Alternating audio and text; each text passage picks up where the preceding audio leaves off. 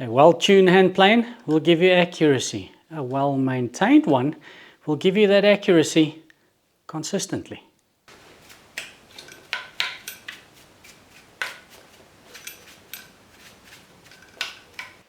How's it? My name is Dylan and welcome to another edition of Ply Creations.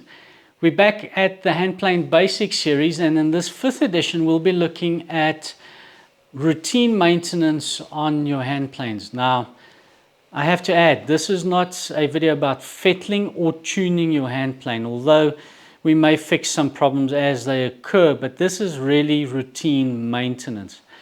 We'll be looking at managing or fixing rust, lubrication and cleaning up the hand plane. I try and do this, let's say, at least once a year, although I only seem to manage to get to doing that around 90% of the time. Not too much of an issue though. I have a basic maintenance routine or care routine that I follow while using my hand planes, and that helps especially keeping rust at bay. Before we head over to the workbench, I will be mentioning or referring to some articles or videos here on my channel where you'll find more details around some of the topics that we'll cover during this video. Where they are or relevant or appropriate, I'll add a card to the screen or a link to my website where you can go and read more. If you missed them, don't worry, I'll add them to the or under a resources tab under the description. So we'll head over to the bench and we'll start off by showing you what you'll need to maintain your hand plane. Star of today's show is my number 5 jack. You'll need a light machine oil for lubrication. 3-in-1 oil will do. I have this available to me. You'll also need something like this. This is a rag and a can. Thank you, Paul Sellers. But I use this to put a light coat of machine oil onto bare exposed surfaces on the hand plane. If you don't have the rag and the can, you can also drip some oil on a soft cloth and apply it that way. We will also be using the cloth to clean up the plane. You need a brush to get rid of dust and shavings. I have a paintbrush dedicated to that purpose, and you can see it has seen some action. Removing rust is, you can use sandpaper to remove rust. This is a 600 grit. Any grit from 320 upwards will work. Try not to go too coarse or too fine. However, what I like to use are these. It is a product from KLINGSPOR, and I'll leave the link in the description where you'll be able to find more information. The best way I can describe these is they are like erasers. They are rubber, they're flexible, but they're also abrasive, and this is the coarse, this is medium, and this one is fine. They're perfect for removing rust from surfaces, and I regularly use them on my cast iron tops on my machines as well. Check out the link in the description. It's a really cool product to have handy in the workshop. We start the procedure with looking at the blade. So we'll look at the blade as well as the chip brake. Chip brake and blade or iron out of the plane. Now we can work on it. So get them apart.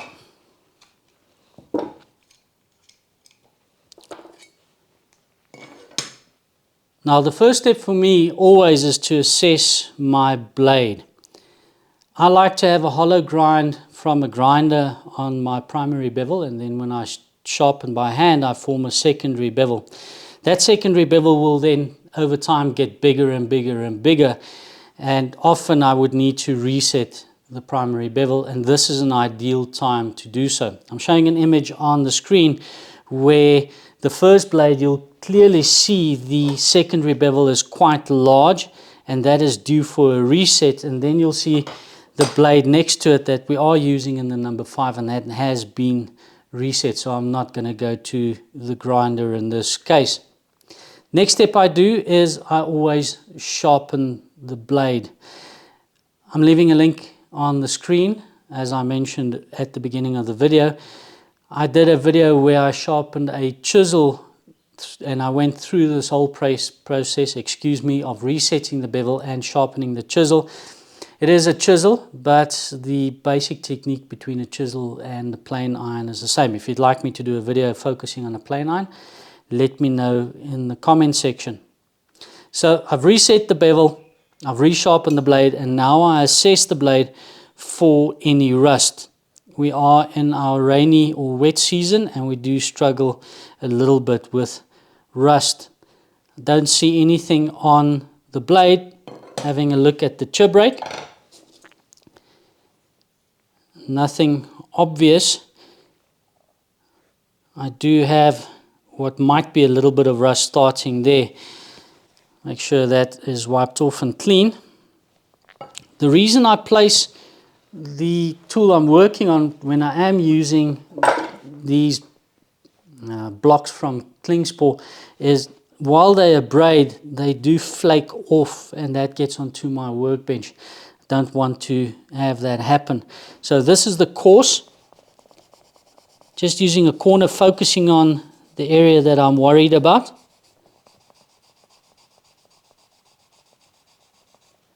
Going over to medium.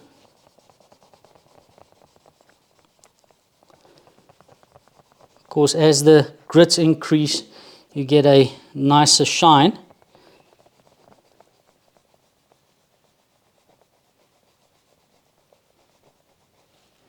And that's cleaned the area that I was worried about. Get the flakes out of the way and just wipe everything clean. Happy with the state of the chib rake and iron. Before I assemble everything, I'm going to give them a coat of light oil using the rag in a can. And that will limit the formation of rust.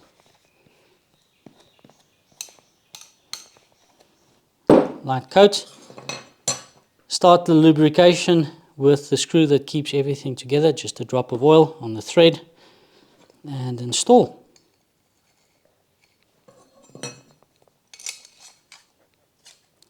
Set the chib rake in position and tighten.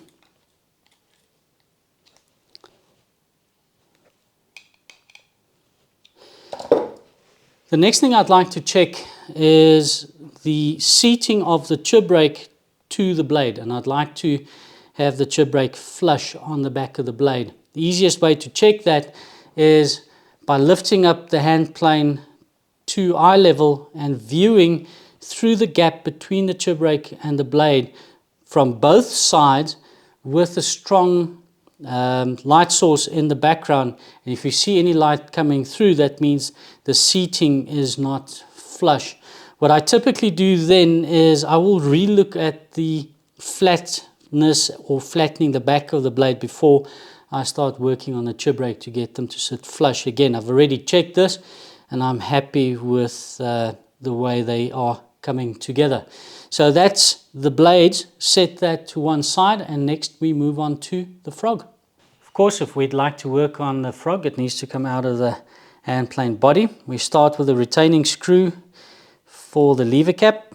Unscrew that, remove it, put that aside. Next would be the retaining screws for the frog itself. Those come out completely. And then we lift the frog out. Set the hand plane body aside.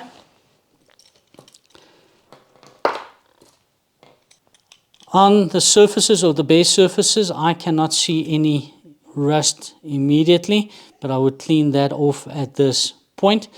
Next, we look at the lubrication. First of all, the lateral adjuster, where it pivots, just drop of oil and work it around so that the oil penetrates nicely. Then the yoke. Might be a bit much. Just move it around on the rod or bar that keeps it in place. And then finally, the depth adjuster. What I sometimes do is I drop oil on the back, unwind the depth adjuster, and then put some oil in front of it as well. Wipe off any excess. I'm happy that that's moving nice and smoothly. Also, if you have any dust, clean it out now using the brush. Place some oil on the retaining screw and then seat that into its threaded recess, and do the same on the retaining screws for the frog. I do that now because I do find that I forget after I've put it in. So this is all lubricated. We will be lubricating the frog itself before we install it back into the hand plane. We'll now move over to the plain body and I'll show you what we look at there. Hope you see that there's quite a bit of dust at the bottom of where the frog sits, so I'll brush that out. What I'll often do is sometimes on my hand planes I will also blow out the hand plane with compressed air just to clean everything up. So with that dust and shavings removed, we move on to the setting screw here that's responsible for setting the frog forward and back and then opening and closing the mouth. I like to take it out and then also lubricate it and the recess that it sits into. So screw that out completely. The hole that it sits in is usually a through hole, so you'll see it come out on the other side. So easy place for us to drip some oil into. Let that run in. Oil on the thread. And then put everything back together. Don't worry about the setting now. We'll set the frog forward and back once we install it. I have the bad habit of putting on too much oil, but rather a little bit more oil and not get rust or screw seize up than no oil at all. Next we look at the hand or the knob in front and the tote in the back, and here I only really check that they are tight. So I'll grab them, move them around, see if they move around, and if they do, is either tighten them by using the screws here or there. Finishing on the wooden handles and treating the wooden handles, I also do that during the maintenance procedure. These are varnished, so I'm not going to be treating them at all. But if you have a hand plane like this number 4 here with bare wood, I then use a finish that I like using in my workshop where I use half turpentine, or some places it's called white spirits, and then boiled linseed oil. One of the articles I'll refer you to is making up that workshop finish and how to use it. I love that finish for use in the workshop. Before we do any installations, I also want to lubricate the pads that the frog sits onto, and simply drop some oil onto the surface, and what I do is I spread them using a fingertip and make sure they are spread around. Heading into the final stretch, and we start by putting the frog back into the body of the hand plane. Off camera, I dropped a drop of oil into the threaded holes for the retaining screws. Before we install the frog, I'd like to lubricate the bottom area that sits into the body. A drop of oil and spread it with your fingers. The frog's on my plane, or on this particular plane, has got a recess in the back that the adjustment screw sits into to adjust the frog forward or back. When placing the frog, make sure that that sits over the adjustment screw so that it seats properly. Then we install the retaining screws. Do not tighten them all the way down. Reason for that is we want to still move the frog forward and back. Now, where should the frog sit in relation to the body of the hand plane? Personally, I hope you can see this, personally I prefer to have the front of my frog in line and level with the back of my mouth, so the back of the mouth there. I place my fingers in the mouth to feel where the frog sits in relation to the back of the mouth. And I can feel a step between the frog and the edge of the mouth. And now I'm using the lateral the adjustment screw for the frog in or out, and you need very, very little adjustment. Of course, it depends on where the frog is. Slightly forward, and I can feel that those two edges are level with one another. Before I tighten the frog down, I also want to show you, when installing the frog, do be careful that you don't have the frog pivot. That will cause the blade not to go down straight. So as I tighten the retaining screws, I'm constantly feeling where the frog is. And actually I've gone too far, so I'm going to bring it back slightly. That's it, perfect. So keep the frog down, slightly tighten one side, make sure everything is straight and that it doesn't move while tightening. The other side slightly. Now I can feel that the frog isn't straight. What you can do is use the back of your screwdriver, tap the side that you want to move. Very slight tap, and now everything is even. So final tighten, and everything is back into place where I want it. Now we install the blade assembly. That goes in. I've already set the yoke so that the blade does not protrude out of the sole. Another video in this series, so I go through the process where I set my hand planes before I use them. And this step is part of that process. You can go and check out that video. Of course, something we haven't checked, the lever cap. Make sure that also that has no rust on it, and the thumb screw in the back here also needs to be lubricated. A drop of oil will do it, and then just wind it in and out to spread the oil nice and evenly. The lever cap adjustment screw here, its position is relatively important in the greater scheme of things, because I don't want to place the lever cap into the assembly or into the hand plane and have it too loose, or have that tightened so far that I cannot get the lever cap in or out. So what I want is release it slightly and then feed the thumb screw so that the lever cap pivots forward and then places friction on the whole system and keeps everything in place. You don't want it so tight that you don't have any movement, so you can easily move everything around. Also, you don't want it too loose either. So small adjustments here, place the lever cap and see where everything sits and that you've got the right tension. Of course, if you've got a more traditional lever cap as well, how deep this is becomes more important to how much pressure you need to put down on the lever here to get everything engaged. We're going to go through the process of setting up as I went through in the other video that you can go and have a look at, and then when I see you back at the bench we'll talk about flattening the sole. The reason why I wait until the very end is because your plane needs to be fully assembled when you flatten the sole.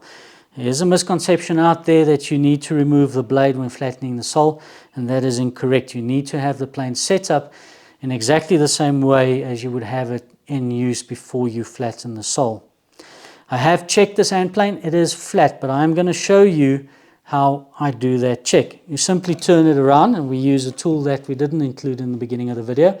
You use something with a straight edge, and you place it on the sole, and you look. If you see light come through between your straight edge and the bottom of your hand plane, you probably need to look at flattening it.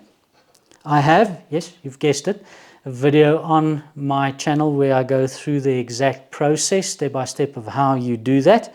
One of the first videos on my channel. You may notice that I do not check for squareness between the wing and the bottom of the sole, and the only reason why that really needs to be square is if you use your hand plane on its side on a shooting board, and rather than fuss about an exact 90-degree angle between the wing and the sole, I'll rather use my lateral adjuster here in the back to adjust the blade left or right to get my edges square. So this hand plane is flat, it is lubricated, it is cleaned up, and that is the maintenance for this guy for the day.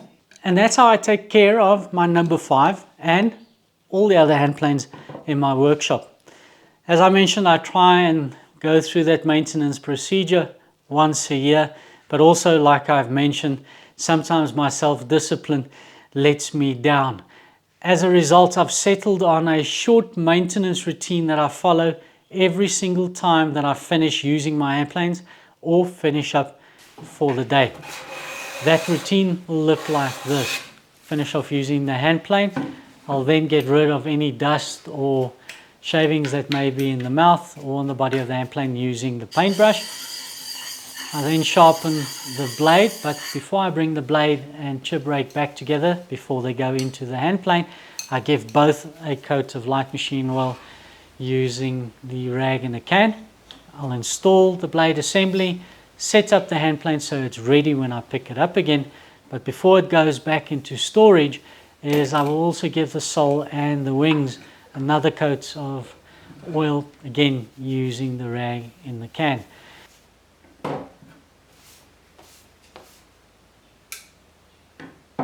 I find that this little procedure or short procedure helps keep my hand planes in good nick, especially if I need to extend the maintenance interval.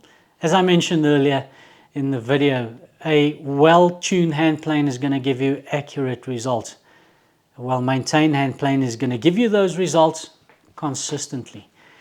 That brings us to the end of this edition of Ply Creations, number 5 in my hand plane basics series. For those of you who have subscribed and liked some of the videos and followed along, thank you so much for being here, and thank you for taking the time to spend your time with me in the workshop. If you haven't seen the other videos in the series yet, you'll find all of them on my channel. Next time I see you, I'll be adding a back bevel or a York pitch to a plain blade.